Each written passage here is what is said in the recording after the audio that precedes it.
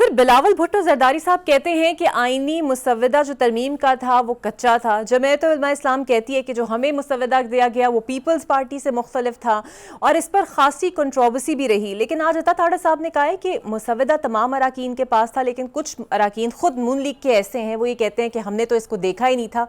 असल हकायक क्या है सर इस मुसव्वदे को लेकर? बिस्मिल्लाहिर्रहमानिर्रहीम, बहुत शुक्रिया कि आपने प्रोग्राम में दावत दी। देखिए, गुजारिश ये है कि जब भी कोई इस तरह की अमेंडमेंट आती है या कोई एक्ट में अमेंडमेंट आती है, तो जब तक वो अपनी मुकम्मल हतमी शक्ल में ना आ जाए उस वक्त तक ना वो काबीना से पास की जाती है और ना ज़ाहिर है वो पार्लिमान में टेबल की जा सकती है। और ख़ास तौर पे एक ऐसी गवर्नमेंट जिसमें आपके इत्तेहादी हों और सबसे मुशावरत भी ज़रूरी हो और कुछ ऐसे भी वोट आपको दरकार हैं जैसे मौलाना फजल रहमान साहब हैं जो आपके इत्तेहाद का हिस्सा नहीं है, तो आप उनके पास कुछ अमेंडमेंट्स लेके जाते हैं। अपने इत्तेहादी को तो ज़ाहिर है उनको यानी कायल करना या अपने साथ चलाना आसान होता है, लेकिन जो आपके साथ नहीं चल रहे, जैसे मौलाना साहब के मैंने नाम लिया, वो अमेंडमेंट्स आप उनको दिखाते हैं, वो आपको कहते हैं जी कि इन अमेंडमेंट्स में मज़ीद अमेंडमेंट्स करें, वो आप करते हैं। मज़ीद अमेंडमेंट्स में पीपल्स पार्टी फॉर एग्ज़ाम्पल कहती है नहीं जी मज़ीद अमेंडमेंट्स करें, उन अमेंडमेंट्स में मज़ीद अमेंडमेंट्स होगी।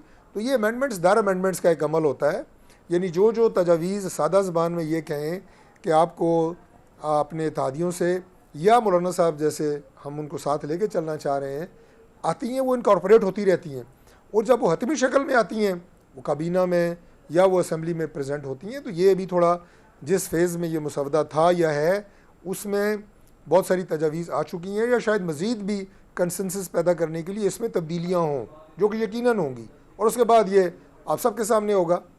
सर, आपने देखा था ये मुसव्वदा इतवार के रोज़ जब ये हलचल थी?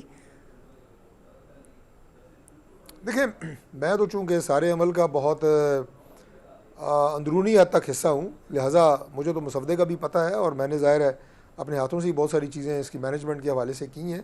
तो ऐसी कोई बात नहीं है कि मैंने भी नहीं देखा।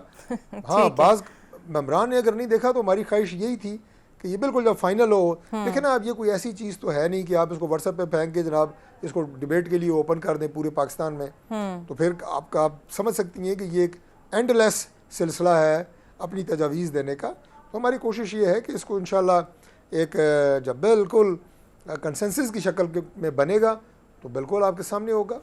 अच्छा तारिक साहब, मौलाना से बड़ी खासी मुलाकातें रहीं लेकिन वो राम नहीं हो पाए, ना ही आप लोगों से ना ही पीपल्स पार्टी से। आज वो असद कैसर के घर पहुंच गए और फिर ये भी उन्होंने कह दिया कि अगर हम ये तरमीम का साथ दे देते तो ये कौम की अमानत में ख़यानत होती।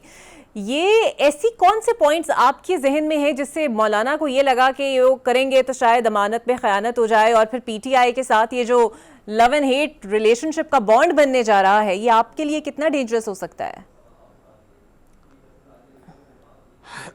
देखिए, मौलाना के साथ हमारा जब से इलेक्शन हुआ है फरवरी के, उसके बाद से हमारा उनसे रब्ता भी है। वो हमारे बड़े हैं। PDM की पूरी तहरीक हमने मौलाना की सरबराही में चलाई है, तो ऐसा तो नहीं है कि हम उनसे या वो हमसे कोई नाराज़ हों। एक पॉलिटिकल स्ट्रेटजी के तहत मौलाना जो हैं वो अपोजिशन बेंचेस पे हैं, लेकिन फिर भी वो PTI इत्तेहाद का हिस्सा नहीं है। कई दफ़ा ये बात वो कर चुके हैं। लेकिन आज जो उन्होंने बात की है वो सिर्फ उन एतराज़ात के हवाले से की है कि जो उन्हें मुजव्वज़ा आइनी जो तरमीमी बिल है उस पर है। अगर वो एतराज़ात दूर हो जाते हैं जिन पे मौलाना साहब को एतराज़ है, वो यकीनन हमारी सपोर्ट करेंगे।